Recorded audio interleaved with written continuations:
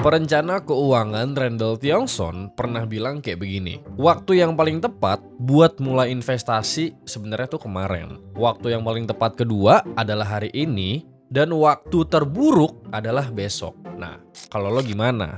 Udah mulai investasi kah? Quote tadi itu sebenarnya cuma nekenin pentingnya buat mulai investasi sesegera dan sedini mungkin. Karena sebenarnya kita sebagai Gen Z ngasih pengaruh yang signifikan buat pasar modal.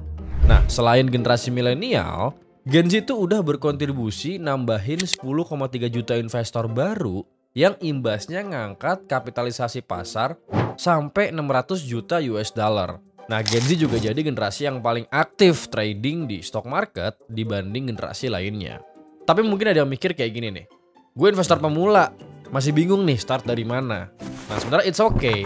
Karena di video kali ini gue bakal coba bahas tentang pasar modal dan tantangan utama bagi investor pemula. Sekaligus ngasih solusi praktis yang bisa bikin lo pede mulai investasi hari ini juga. So, tonton sampai habis ya.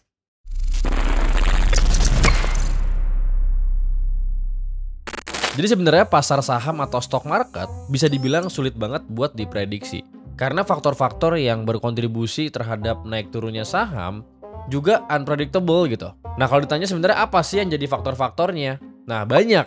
Salah satunya dorongan pasar kayak biaya produksi yang mencakup harga raw material, bayaran pekerja, dan lain-lain. Terus kalau dari sisi manajemen, investor tuh biasanya lebih concern ke gimana sebuah perusahaan tuh dipimpin, visi misinya apa, image-nya apa, dan banyak lainnya. Makanya lo bisa lihat di film-film, CEO tuh pada jaim banget. Ya karena ada nilai saham yang harus mereka jaga gitu. Nah, di gambaran yang lebih besar lagi, ada juga yang namanya pasar modal, dimana nggak cuma saham aja yang diperjualbelikan di sana, tapi ada juga surat utang atau obligasi, reksadana, dan lain-lain. Nah, pasar saham tuh bisa dibilang bagian dari pasar modal ini. Fungsinya juga sama, yaitu sebagai wahana buat perusahaan mencari modal untuk kepentingan ekspansi. Pasar modal Indonesia tuh kalau dilihat-lihat sebelum-sebelumnya masih rentan sama yang namanya capital flight. Nah, apa itu? Ini adalah aliran keluar modal yang masif akibat konsekuensi ekonomi yang punya dampak negatif. Intinya mah investor pada narikin duit sama aset yang diinvestasiin di pasar modal gitu, ya kan? Karena politik gak stabil, pajak naik, fluktuasi kurs, dan hal lainnya yang bikin rawan boncos. Nah, makanya Gen Z ini kan pada ikutan buat invest. Nah, aksi ini tuh bisa ngebantu buat ningkatin stabilitas pasar saham dan minimalisir risiko capital flight. Jadi walaupun begitu, Gen Z tuh nggak bisa asal main invest sana sini gitu aja. Karena sebelum investasi, kita harus paham sebenarnya investasi ini tuh kemana dan benefitnya tuh apa sih buat kita. Jadi wajib banget hukumnya buat riset dulu mau invest buat siapa, berapa, dan di platform apa. Sebenarnya bagian riset investasi itu yang jadi tantangan utama buat investor Gen Z. Ya malum lah ya, karena investasi perdana tuh ya masih newbie gitu. Apalagi kalau lo buka Google gitu, banyak banget artikel yang katanya mah bahas investasi buat pemula. Pindah ke TikTok juga sama, berasa banget dibombardir influencer finansial yang videonya tuh di scroll nggak habis-habis. Nah, kalau lo ngerasa bingung mulai dari mana, tenang aja karena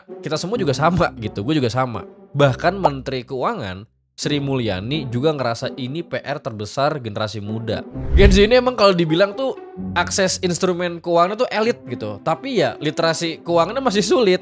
Nah, inklusi keuangan generasi muda Indonesia sebenarnya udah sampai 85%. Tapi pemahaman dan pengetahuan terkait keuangannya itu tuh baru sekitar 49%-an aja. Terus mana ada salah satu survei yang bilang kalau 40% Gen Z di Amerika gitu, di US dan Kanada mulai investasi karena FOMO doang sama teman-temannya. Nah, ini ada keterkaitan juga sama yang namanya animal spirit atau faktor psikologis seperti emosi dan sentimen yang ngaruh sama perilaku investasi kita.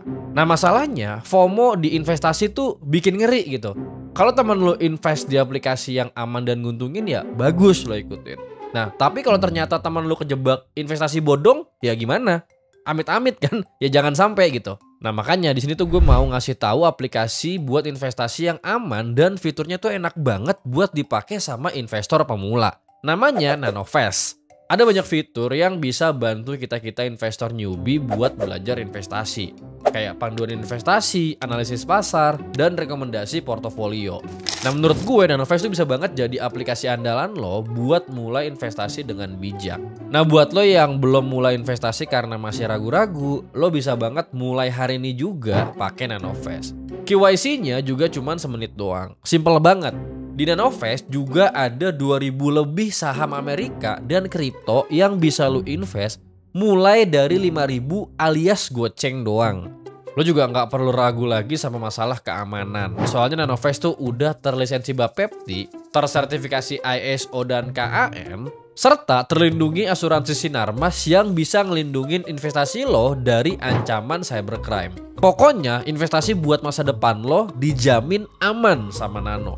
Sekarang Nanovest juga punya fitur terbaru yaitu flexible staking. Nah, mulai dengan top up saldo Nanovest, lo bisa dapetin keuntungan yang gokil banget up to 5% net per tahun. Cair tiap hari dan auto masuk saldo wallet Nanovest lo juga.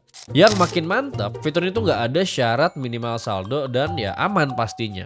Terus kalau lo bingung nih mesti jual, beli atau hold saham, Nanovest juga punya penilaian analisis yang bisa ngasih lo rekomendasi berdasarkan kondisi dan prediksi pasar. Pokoknya ini tuh super nice banget deh buat beginner. So download Nanovest sekarang juga dan jangan lupa pakai kode referral yang gue tampilin di layar buat dapat modal investasi sampai 40.000 aja. Terakhir jangan lupa subscribe YouTube, follow Instagram dan TikTok The Futurist Gen Z. Akhir kata gue Yoga dari The Futurist Gen Z. Ayo kita sama-sama berprogres untuk masa depan manusia dan kehidupan yang lebih baik.